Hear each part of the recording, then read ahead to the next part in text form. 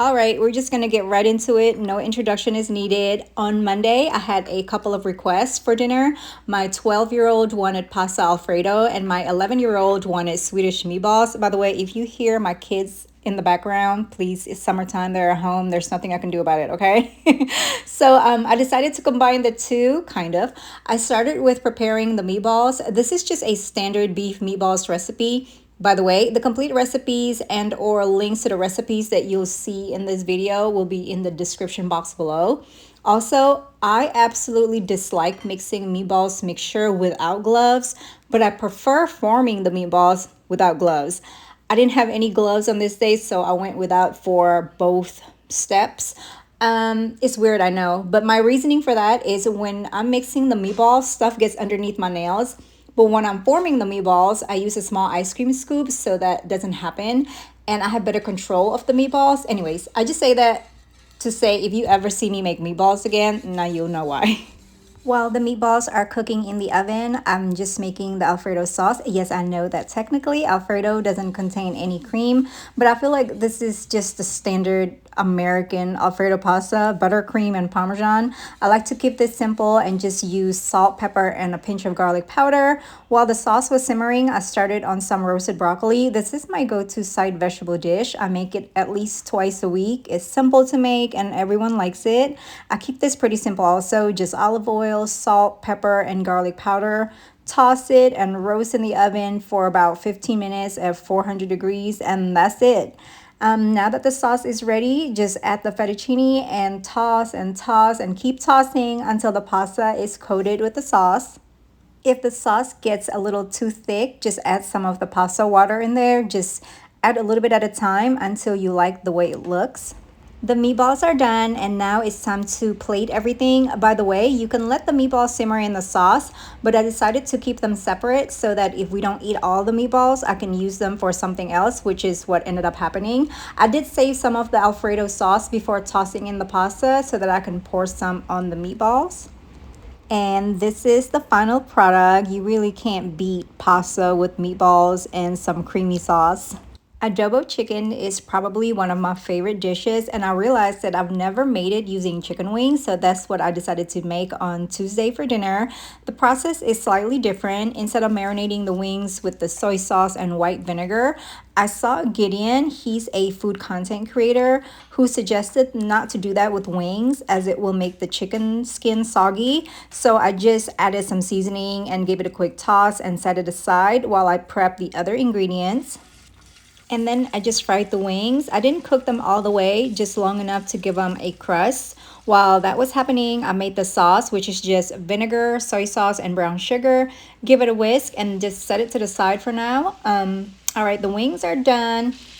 They have some color to them now, and I only fried them for like 4 minutes on each side before removing them from the skillet.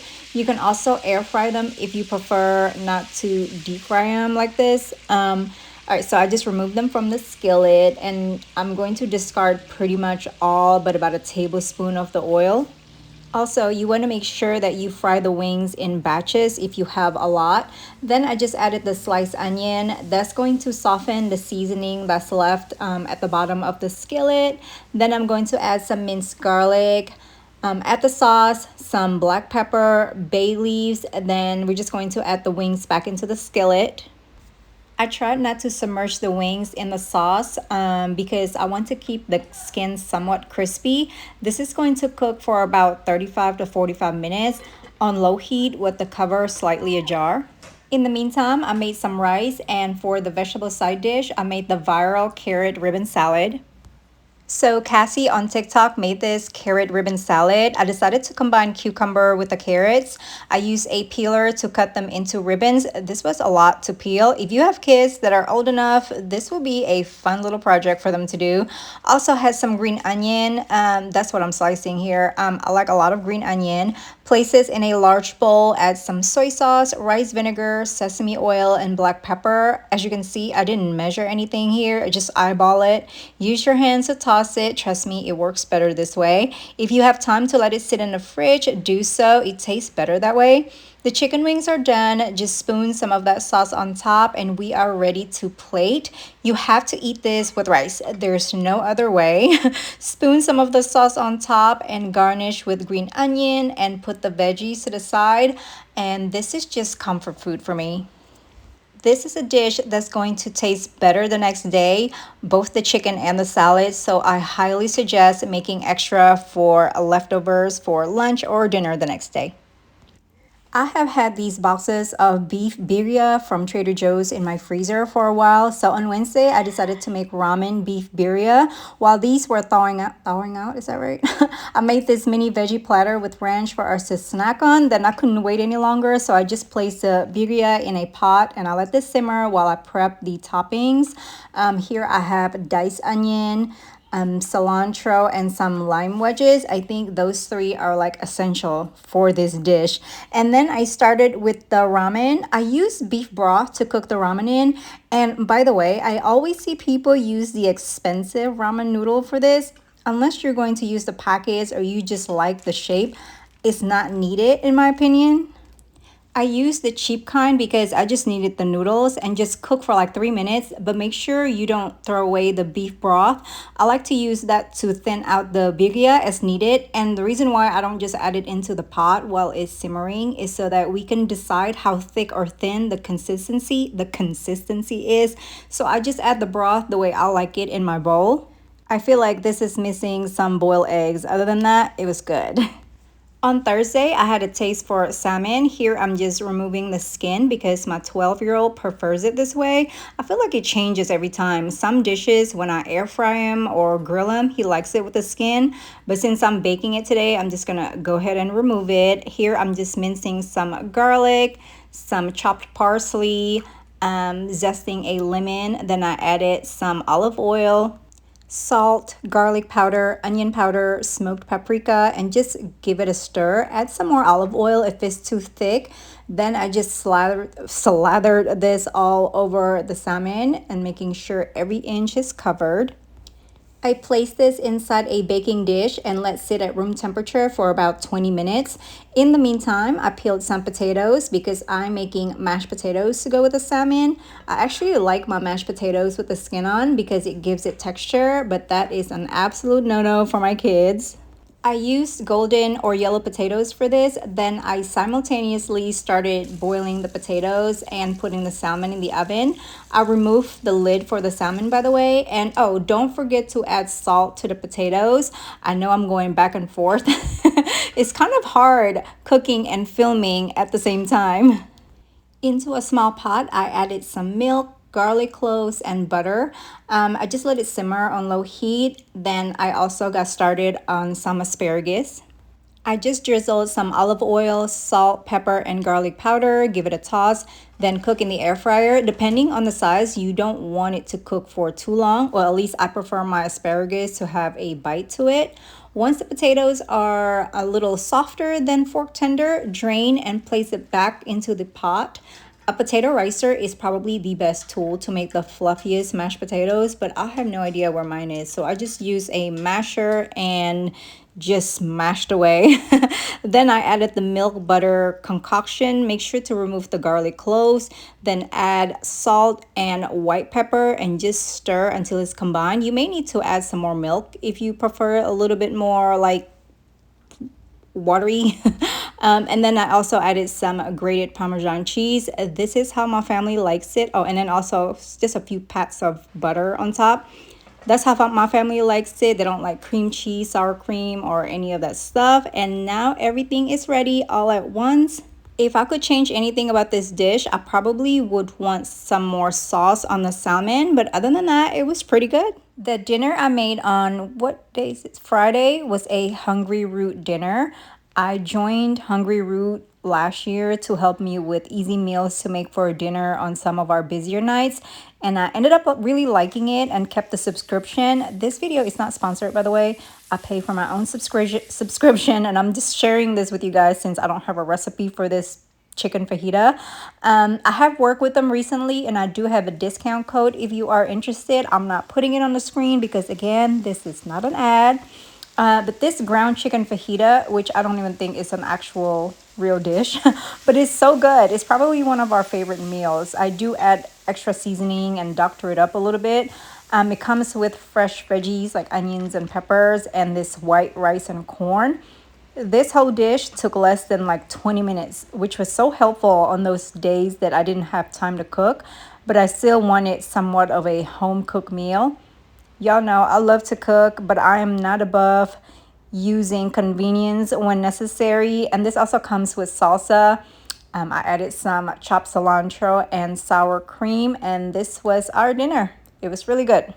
On Saturday, we were supposed to go out for dinner, but it was pouring and it's been raining a lot here recently. So we decided to stay home. And honestly, I wasn't even mad. I didn't feel like getting dressed, I didn't feel like going anywhere. And my kids just wanted to hang out in the living room and watch a movie. And after the crazy school year that we just had, we were just so busy all the time with school, after school activities, and sports. I think we're all just enjoying just being at home, doing absolutely nothing. I'm exhausted, and that is part of the reason why I wasn't filming a lot last year because I was just busy. I cooked, but I just didn't have the time to film it and editing it and all that good stuff.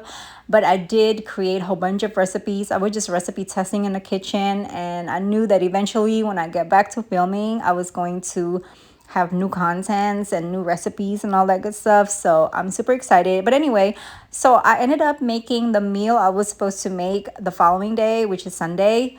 But I was like, you know what? I'm just going to go ahead and make it. I wanted something comforting. I wanted something good, and I didn't feel like ordering anything. So I was like, let me just go ahead and make this and we'll figure out what we're going to do for Sunday's dinner. By the way, this method of cooking and cutting the zucchini is a Thomas Keller idea. He's this one amazing chef, and I tried it for the first time. You're basically just cutting the zucchini in half. Then you're going to like add some salt, let it sit for a while, wipe it off, and then you kind of cutting it into this crisscross cut and putting it in an air fryer. I'm gonna leave the details in the description box below, but amazing. I love this method. I'm not a huge fan of zucchini, but this was really good and it goes really well with a lot of dishes, especially like during the summer. Put it on the grill, it's going to be amazing. For dinner, I made penne alla vodka without the vodka, and I'm also going to add some shrimp to this. Here, I just seasoned the shrimp and then I cooked it for 4 to 5 minutes on each side, and then you just remove it from the skillet and proceed to making the penne alla vodka. Start with some onion, then you're gonna add some tomato paste, cook it down. It's gonna take about 10 minutes to cook that paste to where you want it to be. Then I added butter, garlic, seasoning, and you're just going to keep stirring. Then I added some cream, give it a stir, and let the sauce simmer on low heat for a few minutes. In the meantime, I'm going to grate some Parmesan cheese, then adding it into the sauce. I have no idea how much Parmesan I added to this. I feel like you're just going to keep adding it until it tastes good. Then you're going to add your penne or whatever noodles or pasta that you decide to use. Put the shrimp back in the skillet and give it a quick toss. I probably could have used a larger skillet, but I just moved very carefully. Toss everything. You want to make sure the pasta is coated with the sauce. Add some pasta water if it gets a little too dry. That's why you should always save pasta water. Even if you don't think you're going to use it, it's better to have it and not use it than needing it and not have it. So here I'm just plating everything. I added some Parmesan cheese on top of the zucchini. Yum, delicious. And I didn't add it on here, but I also add some red pepper flakes to the pasta. For Sunday's dinner, I decided to do like a breakfast for dinner type of situation here. I'm making some grits. So with grits, you want 1 part grits and 4 parts liquid. I usually do 1 cup of grits, then 3 cups of water and 1 cup of heavy cream. You can do 2 cups of water, 2 cups of milk, however you want to do it. But I like the 3 cups of water and 1 cup of heavy cream. It's creamy without it being too creamy, if that makes sense. And you also just want to keep your eye on the grits. Here I made sausages. I just cut the sausages into bite sizes, remove from the skillet, and then we're going to make our eggs. But keep your eye on your grits. You want to keep stirring that because otherwise it's going to get clumpy. And you can season it however you want. Here I'm just making some scrambled eggs. No big deal. This is super simple, and I use the same pan that I cooked the sausage in because that's the rule. Okay, that's the law. You got to make the sausage and the meat, and then you cook the eggs right after that. For the grits, I like my grits buttery, salty, and cheesy. My 11-year-old doesn't like it when it's too cheesy, so I have to be very careful with that. I just put just enough to where it tastes cheesy without it being overwhelming, because if I wanted more cheese, I'll just add it to my plate, which is what I ended up doing, by the way. So here's the sausages, the scrambled eggs, and I added some cheese on top of the scrambled eggs. And we also had this with a cup of fruits because I feel like we needed something fresh to go with this. And I don't know, I kind of like this breakfast for dinner on Sunday. So yep, that's it. That's our 7 days of dinner from this week. I don't always cook 7 days a week. We do go out to eat sometimes, but I feel like I'm still going to share that with you guys so that you get a full picture of what I eat in 7 days for dinner, even if I don't make it. And that's it. I hope you guys have enjoyed this video. I will see you next time. Bye.